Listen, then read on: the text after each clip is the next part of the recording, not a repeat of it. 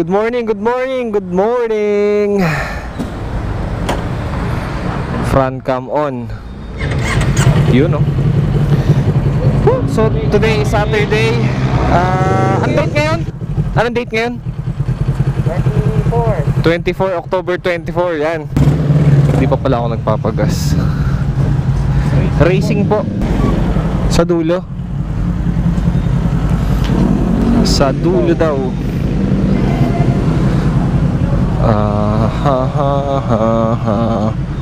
Ayun, racing. Punta tayo ng north. Kukuha tayo ng RFID o Radio Frequency Identification. So wala pa kasi ito eh. At saka first time ko siyang gagamitin sa expressway, kaya excited ako. So hitting two birds in one stone. Matetesting natin siya sa expressway, tapos kailangan natin kumuha ng RFID. Itong kay Ian, ay kay Eman, sorry, meron na siyang RFID. Gusto niya lang talaga testingin yung motor niya sa expressway bagong kuha nyo. Z400 Special Edition ata to. Saan ka ba galing?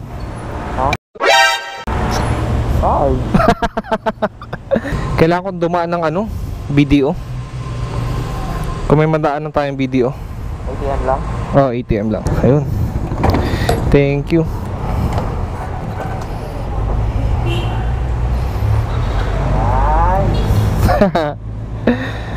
Hindi ko pa nabibigyan yan si Eman eh. Siya yung kasama kong kumuha nito sa Tarlac. Sobrang layo eh, di ba? Sobrang liblib. Well, part pa ata siya ng Pampanga, pero parang boundary na ng Tarlac yun eh. Thank you po. Ay sir, bigyan ko na rin kayo ng sticker. Ano pong pangalan nyo? Richard. Ayun. Thank you, Richard ng Shell. Nasa vlog. Sige. Time check. Nasa ano na ata eh. Around 8 AM. Tara.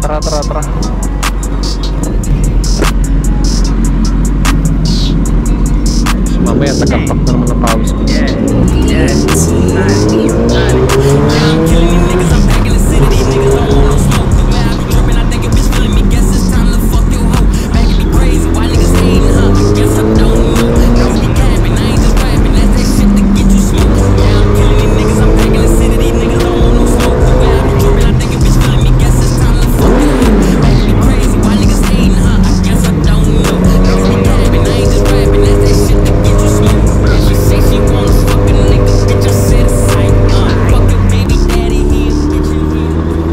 Medyo maluwag ngayon.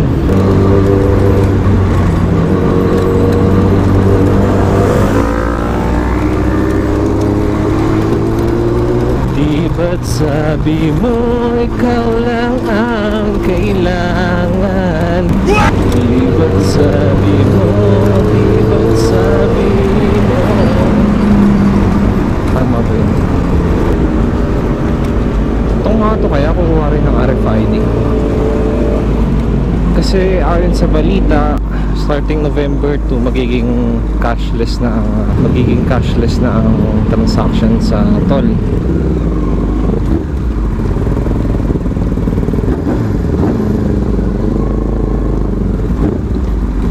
Tatay bago na CF Moto.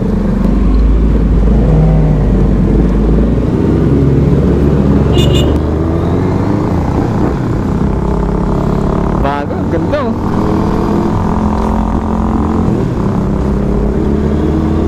CF Moto 300. Ganda. So starting November 2, implement na nila yung cashless transaction sa lahat ng toll. Papa NLEX, SLEX. Sana ganito pa rin mamaya pag sa aking pagre-research, magkaiba ang nagmamayari ng SLEX tsaka SLEX. Pero tanungin natin mamaya dun sa pagkukunan natin ng RFID kung pwedeng pag-isahin yung RFID ng NLEX tsaka SLEX. Makailan ko lang nalaman na since magkaiba pala ang may-ari ng NLEX at saka SLEX, na kanya-kanyang nasasakupan niya na tollways na pwede magdaanan. Okay. Okay.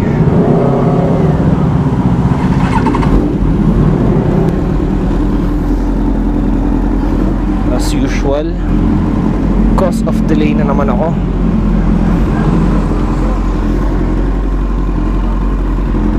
Tara, diretso na tayo ng North Luzon Expressway. Harap na!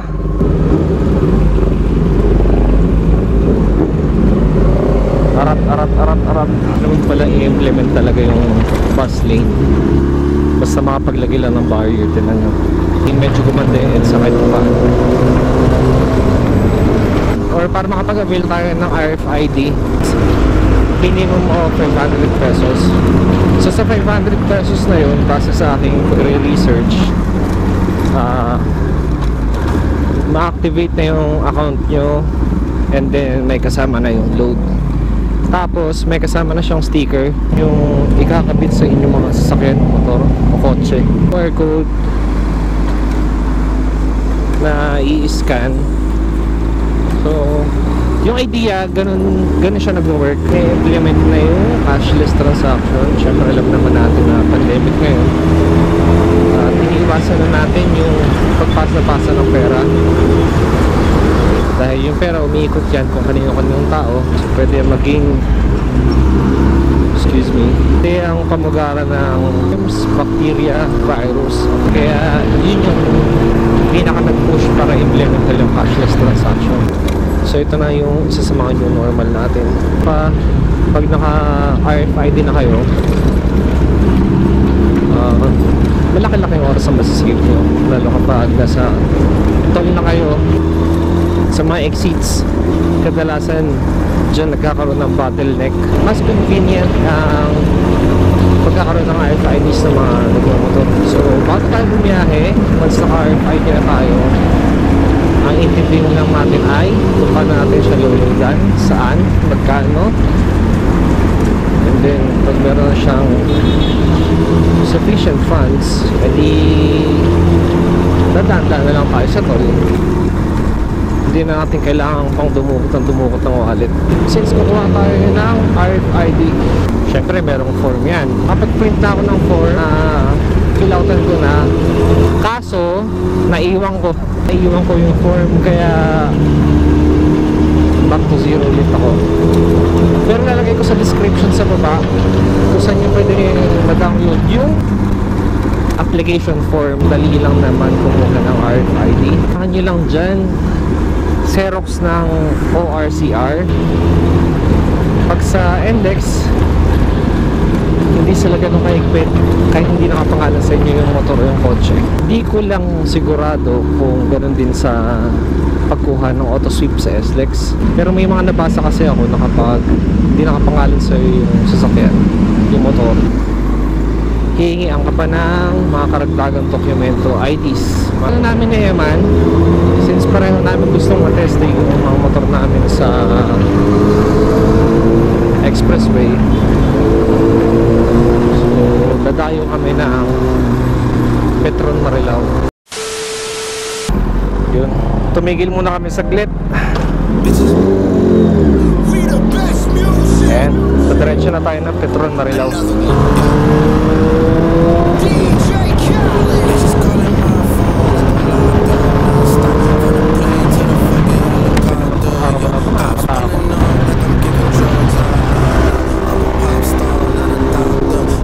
Shoutout sa'yo, Papi Moto, sa'yo ng vlogging industry.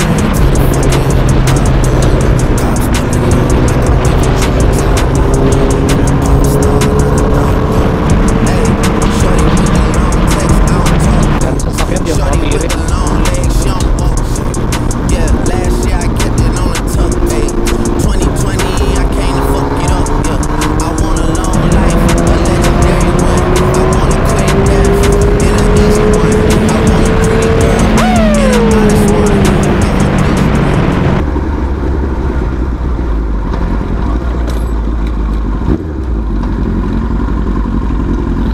Petron Marilao.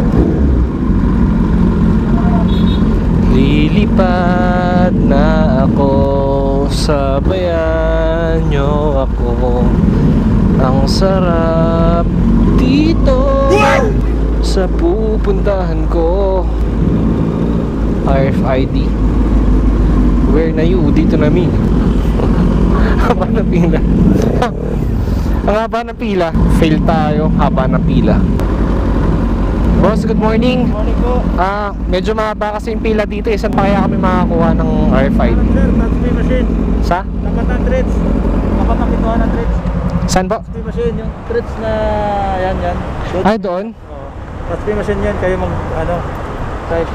Tapos doon na rin kami magbabayad? Doon na rin sa machine na yun. Try nyo lang, sir. Paano yung dalawa kasi yung kukunin ko eh?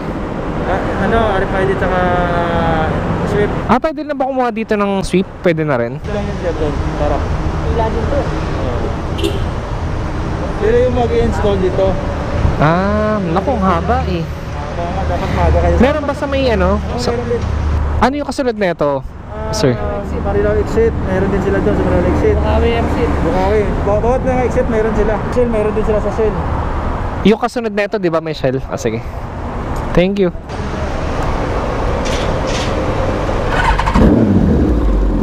Tara. Thank you po.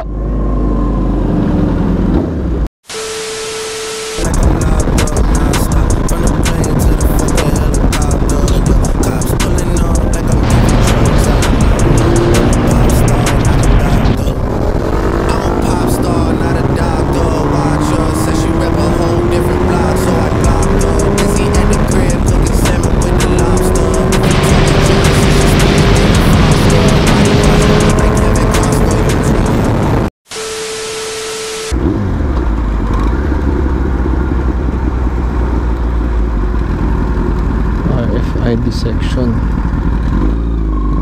Saan na yun?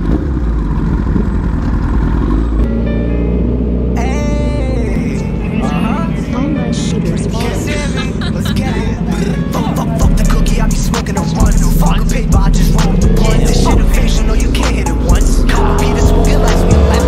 Rolling hard like I just hit the dog. My gas is steady, can't smell like a skunk. My car is freaking with this pack in the trunk. And when that shit gon' hit the track, fuck the cookie, I be smoking a one. Fuck a paper, I just roll the blunt. This shit official, no you can't hit it once. Copy the smoke, it lasts me a month. Rolling hard like I just hit the dog. My gas is steady, can't smell like a skunk.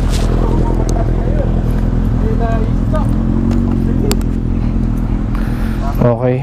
So, nandito tayo sa may tabang exit. So, sabi ni sir, punta daw tayo doon. Kuha daw tayo ng form. Ayun na nga ba sinasabi ko. Naiwan ko sa yung form ko eh. Hi sir, good morning po. Form po ito? Sa RFID, sir. Opo.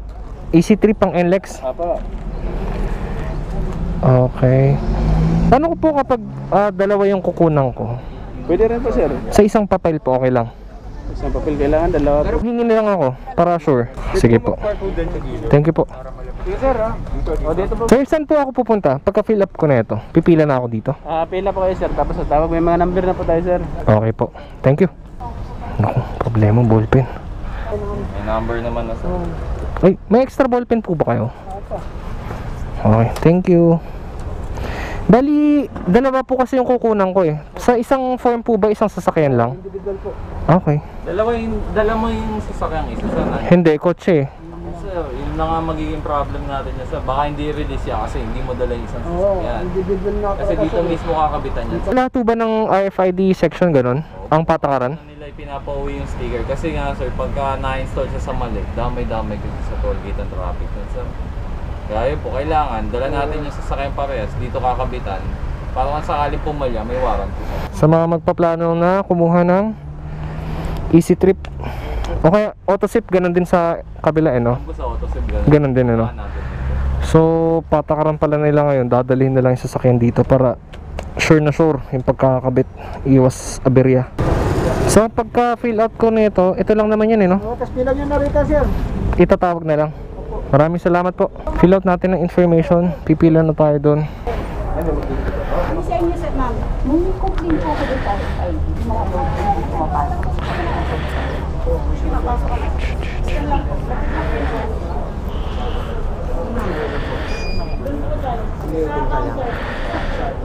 Good morning po. Tatawagin na lang po ba yung number? Tatawagin na lang. Sir, second batch pa yan. Mga anong Nasa ano pa lang po ako sa first batch. 38. 38. Doon muna po yung mga ang number ay nasa papel. Doon muna po tayo sa gawing gilid. Okay, thank you. So, tatawagin na lang daw. Ayan, pahinga muna tayo. Sakto mapuno dito. Balikan ko kayo mamaya, guys.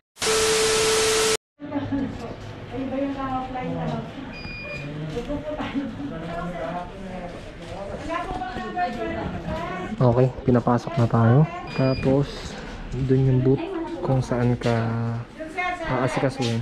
So, tatawagin na lang tayo. Tapos, dun na rin siguro magbabayad. Minimum 500. Okay, so nandito na tayo sa booth. So, na-fill-outan ko na yung form. Ang kailangan lang natin i-present dito yung ORCR Xerox copy nung motor o nung sasakyan. Tapos, ito yung mga sakop ng Easy Trip. Ito yung mga pwedeng daanan ng Easy Trip. NLEX, EasyTex, Cavitex, Calax, tsaka C5 Link. Magpapaload kayo yung mga reloading partners.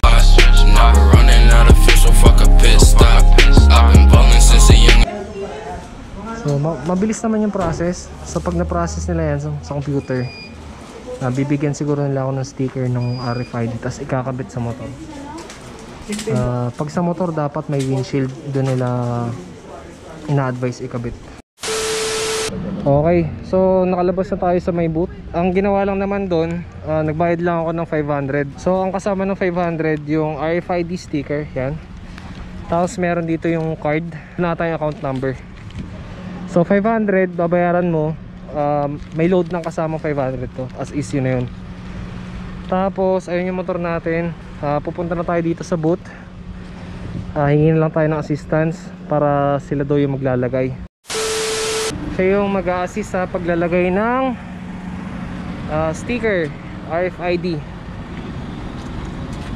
Ito sir, pwede siya dito. Plastic lang mo ba ito sir?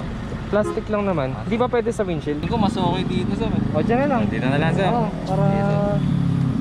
para sigurado tayo kasi nasa taas ang sensor natin. Mas makikita to kaysa sa Kay Edward yung mag-a-assist sa atin ngayon para sa pagkakabit ng RFID sticker.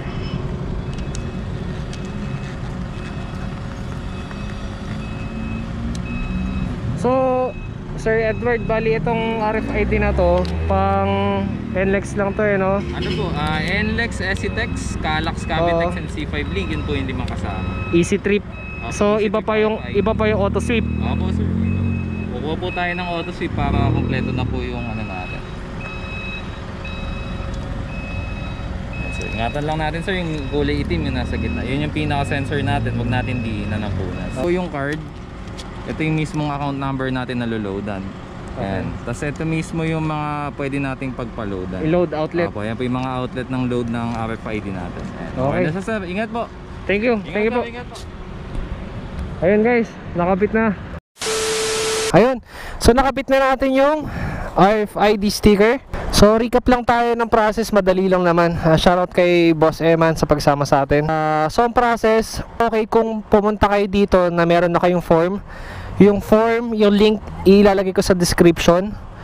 Ipiprint nyo lang yon, tapos fill outan nyo lang, and then pupunta lang kayo dito o kung saan man may nagpa-process ng RFID, isasubmit nyo lang yung papel nyo doon, tatrabahuin na nila sa computer, bibigyan na kayo ng card, tapos magbabayad na kayo ng 500. Yung 500 na yon, load na rin mismo yon sa RFID nyo. Pagka bayad nyo, pupunta kayo sa mag-a-assist, may magkakabit para sa inyo. So para sa mga kotse, marami akong naririnig na kapag Montero 2016 pataas, parang may restriction daw. At doon nila kinakabit sa plaka, hindi sa windshield, hindi sa headlight. Magkaka-issue ata sa pagkakabit ng RFID sticker kapag tinted yung windshield nyo.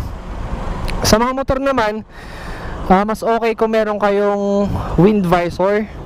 Kung wala naman, kinakabit nila yun sa headlight o dun sa may fender. Depende sa mag-a-assist sa inyo. Mabilis lang yung process guys, ang problema lang talaga yung pila. Mahaba. Excited na ako gamitin. At babiyahin na kami. Kita-kits sa daan guys. Thank you.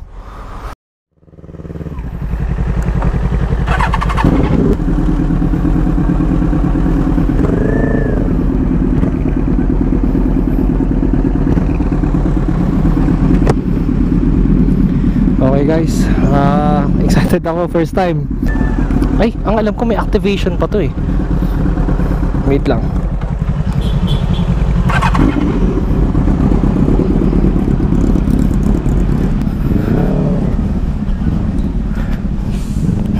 Sir? Sir? Yes po. Pwede ko na bang gamitin yung RFID ko? Apo, activated na yun. Ah, activated na. Okay, thank you. Hindi ko natanong kanina. So guys, sabi ni Kuya, pwede na daw gamitin. Kasi ayun sa research o yung mga nabasa ko, maghihintay pa daw ng 24 hours. Pero sabi nila pwede na daw gamitin eh. So mas maganda. Tara.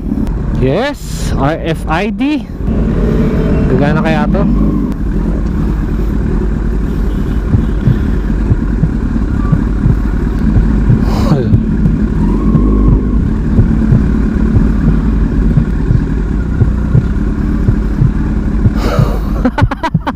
Wala!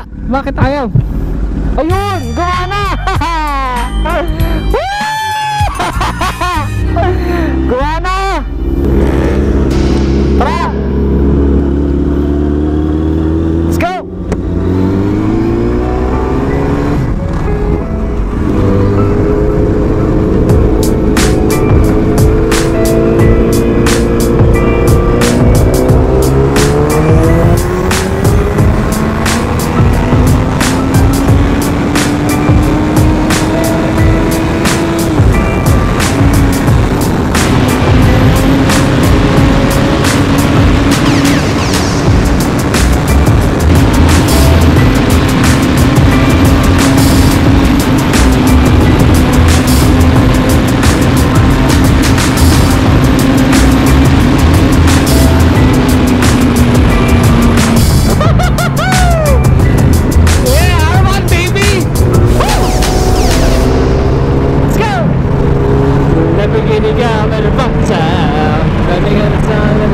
Yeah, yeah.